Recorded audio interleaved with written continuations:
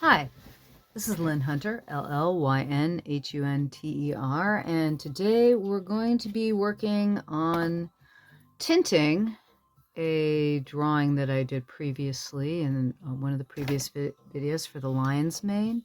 We did all the drawing like in here in the lion's mane, and I finished off the drawing itself. And what I'm hoping to do is a very quick painting here that's basically when you have a nice detailed underdrawing for watercolor, you basically can tint the painting. I mean, you don't have to work on making the painting as detailed as you normally would if you were painting the piece with a lot of detail. And what I'm going to do here, we're starting out with raw umber. What I'm going to try to do is keep the piece down to basically about 3 colors. I'm hoping to use, this is raw umber. You can tell it has a nice, raw umber and yellow ochre are very similar. Yellow ochre is a bit more yellow.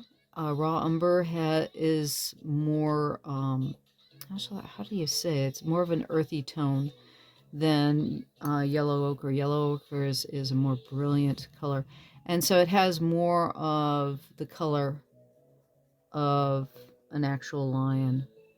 So I'm starting out with a really light wash of the raw umber. And I'm being very haphazard about it. I'm loading up my brush with water. And then I'm going over to the paint, picking up some paint. And I'm hitting it. You can tell it's like right now, it's like this is rather heavy, this is rather light. And I'm hitting it very haphazardly. Now, around his eyes, I'm going to pull that back. Lions around their eyes have white, so you want to keep it light around the eyes. But I'm kind of being very haphazard in the way I'm putting down this first base of yellow. And this is just it's going to do the initial tinting of the drawing. Now the problem is, again, with yellow and also with lions, they have more white around this area of their face. And I shouldn't say that per se, I'm generalizing. One of the things that if you look at lions in various photos online, they have actually a really wide variety in their coat color. This particular lion, I'm not going to paint him quite the way he was. He had a really brilliant blonde mane, and then there was a really dark, almost red-brown behind his blonde mane. And sometimes, too, the lions will have, even into their adulthood, they'll have spots on their legs, and they might have spots on their bellies. It's just when we see them from a distance, it's just like blurring in the distance. You'll see just the yellow. But in this case, you can see what I'm doing is just really, I'm loading up my brush with a lot of water, and I'm adding it to the color that I put down. Now, this particular paper that I use Arches 300 gram or 150 pound hot press. This is hot press watercolor paper that I've done the drawing on. And it'll take a lot of water. It's also in a block. When you buy blocks, what happens is they seal them with, it's been pre-sized, so that means that it's got a chemical in it to accept the watercolor. And sometimes that will repel the watercolor a little bit when you first paint on top of it. But I don't find that to be a problem because I'll usually scumble some of the color into it. And then it has glue around the edges to keep it stretched, so that as you're adding water to the paper, and all watercolor paper will buckle a bit, but if you're using 150 pound or 300 gram, it's just, which do you want, the metric system or the British system? The pound goes to the British system, and the gram goes to the metric. but it's the same weight of paper. But a heavy paper like that is it won't buckle as much, and if it's glued on all four sides the way it is in a pad, you don't have any buckling. And if you don't have a pad, if you just have watercolor paper, one of the things that you can do is I like to use the back side of a canvas board, and I will actually use Scotch Magic tape or a good cellophane tape that is got a tight adhesive, but it's not gonna be like they used to have sellotape. That was really terrible stuff. That's why I say Scotch Magic tape. You want a tape like Scotch Magic tape that will peel up. But I don't use the water down tape or the tape that you use that people normally use. That's the brown paper tape that you wet the back. Now I've given a whole overall tint in raw umber. Now I'm going to go in with Paynes Gray. Paynes Gray is one of my favorite colors. It's a blue gray. I think it's made with ultramarine, and I'd have to look up on Wikipedia for the exact color combination of Paynes Gray. But I like the way it mixes with just about everything. If you're looking for interesting colors that go into shadow, Paynes Gray will always give you something that looks interesting. So right now what I'm doing is I'm hitting up the areas that I want in shadow in a very light Paynes Gray. You can tell it's going dark very, very fast because I'm painting over the areas that I've already detailed in pencil. And then the Paynes Gray doesn't take it to black. It gives it this marvelous blue undercolor. So it's funny. It's like I keep on thinking I want to do this in like as few colors as possible. And I'm thinking, but I want his nose a little pink, and I want a little bit of pink in his ears. And I'm going, because then that would throw. I was thinking about trying to do it in 3 colors, and if I use, say, an alizarin crimson to give you a little bit of pinky in his nose, because all lions have that little bit of pink in their nose. Now you'll notice I'm hinting. Just the Paynes Gray that I'm putting in here is very diluted, because if you use Paynes Gray a little bit too heavy, it'll go dark real fast and it'll leave some pigmenting. But as it dries, because we've got the raw umber is a yellowy color and the Paynes Gray is blue, you'll get some greens in the shadows. You'll get some really nice, interesting mixtures with the 2 colors mixing together in the lights. Oh, and a little dark, so I'll pull that out. Always have a paper towel handy. I always have the brush. This is a Windsor and Newton Series 7 sable number 2, and a paper towel. So we're keeping our tools really simple. Just one brush, a paper towel, and like I said, we've got right now we've used raw umber and Paynes Gray, and that's what I'm using.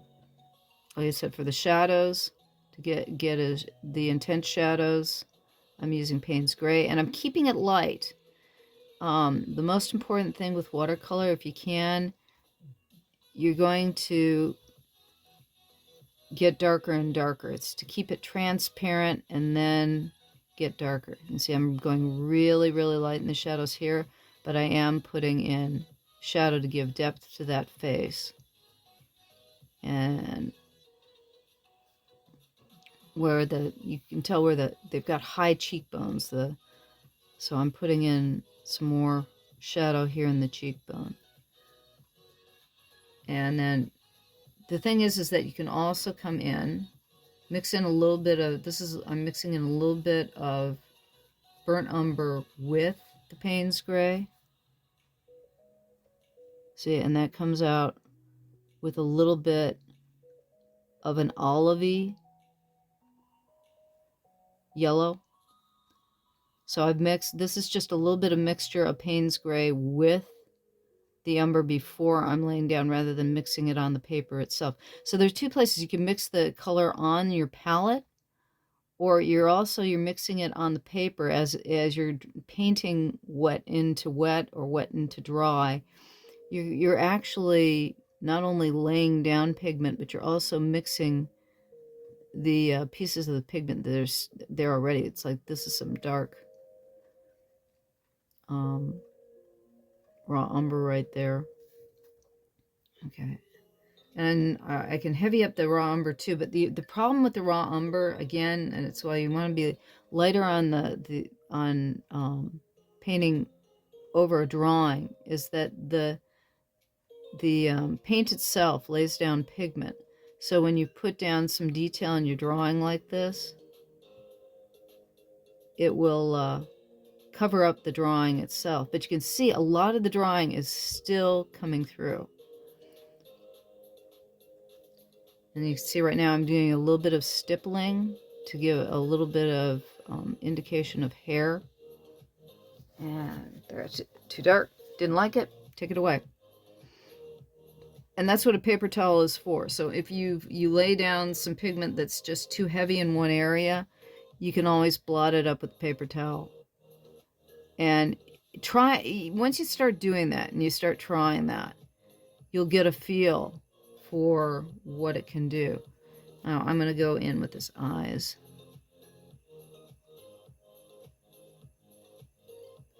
And I'm using, this is a little bit of, again, the raw umber mixed together with the Paynes Gray. And I'm going to go in again. Once that dries, I'm going to hit it again with the raw umber to really intensify. The lions have basically yellow to yellow-red eyes.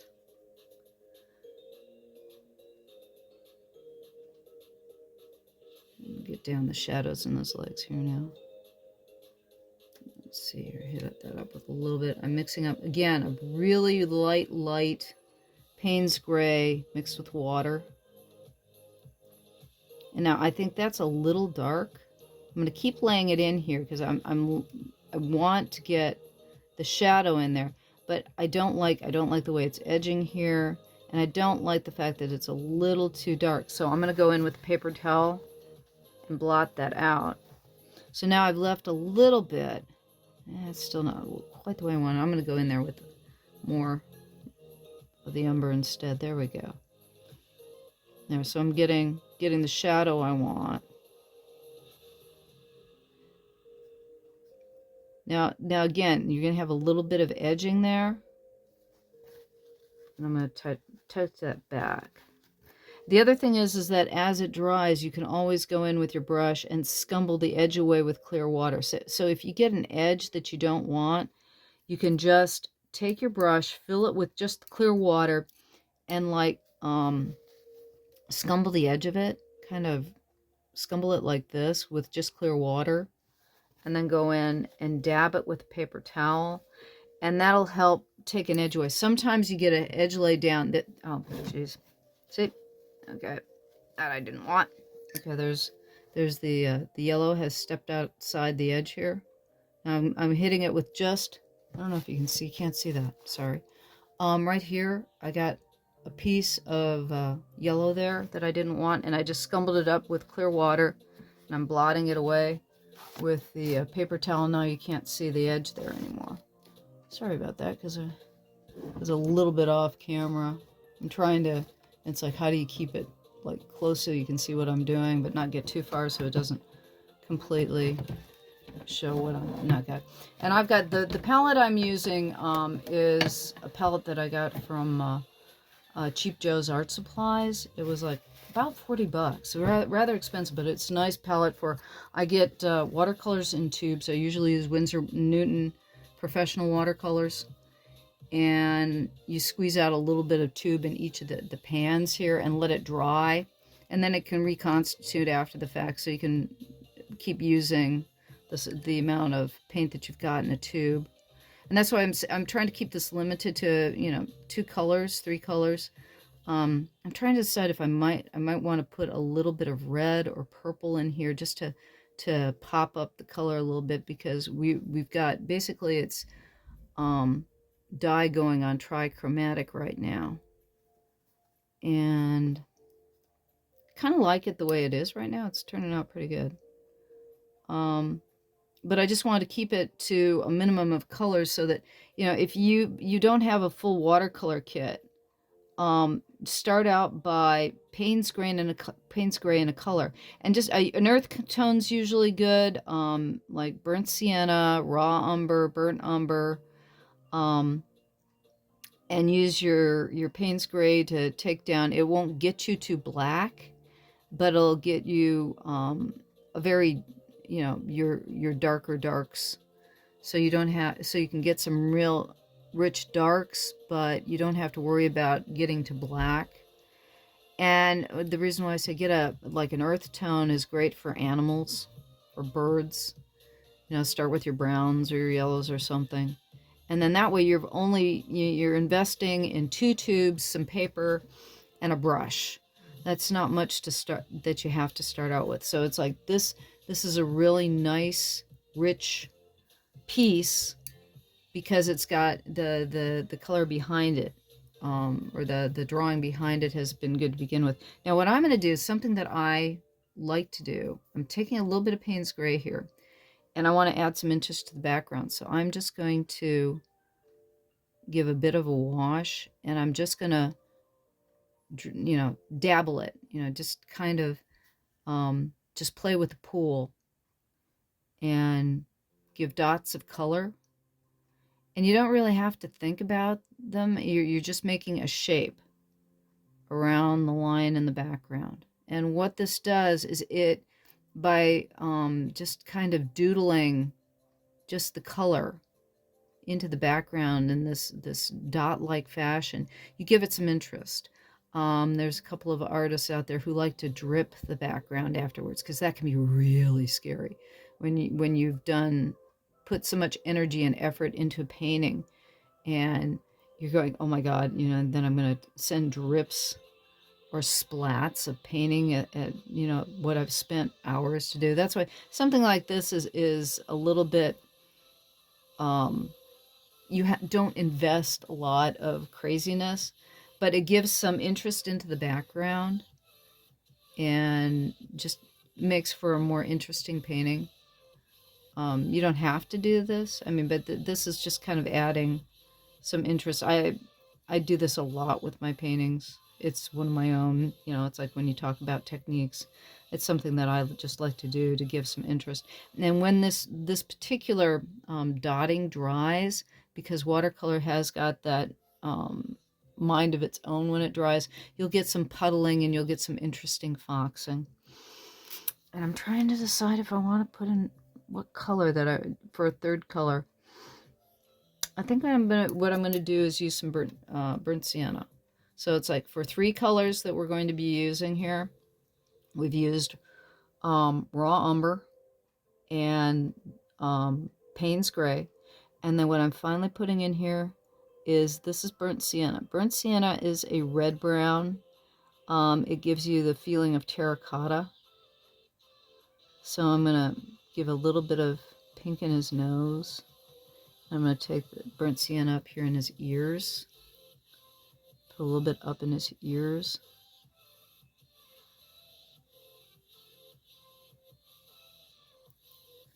And over here. And the reason why I wanted to do the third color is that the raw umber is a bit of a cool yellow.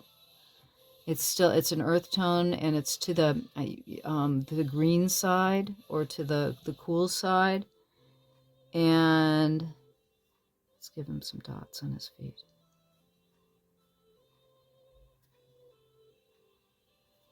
And the Paynes Gray, again, is cool. And the burnt sienna is warm.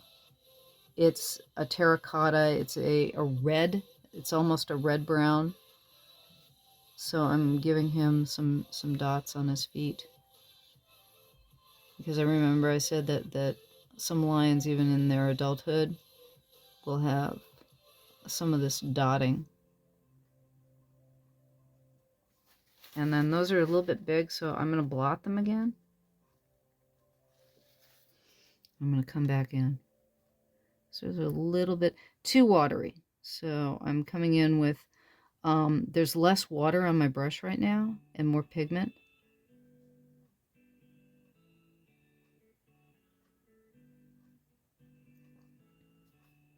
There we go. And that's still a little bit heavy now. Now I got the color a little bit intense. So I'm gonna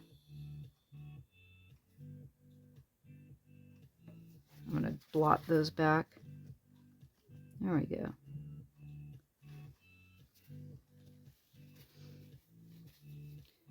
And I'm going to put a little dot of the burnt sienna in the corner of each of his eyes.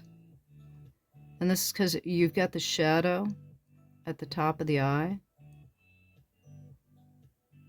So I'm putting it like right in the corners. And that little bit of red will pull his eyes out a bit. And that's it. That's all there is to the painting right there. And most of it, like I said, was tinted. And let me show you something really fast because I made one little mistake. Let me see if I can get my camera on it.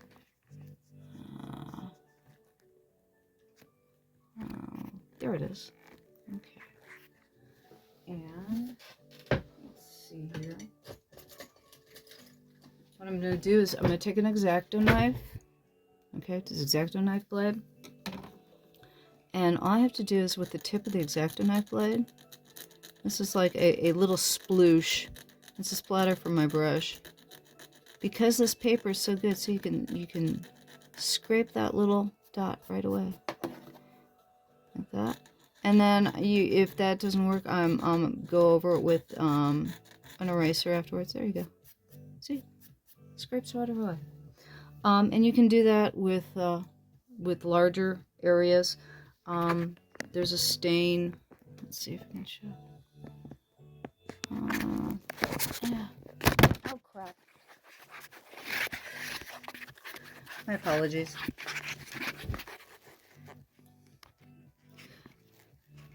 Yeah. Well, good. I'm going to cut that piece out of the painting. So here's the line. This is the finish. My apologies. I dropped the camera, so I cut out that particular portion.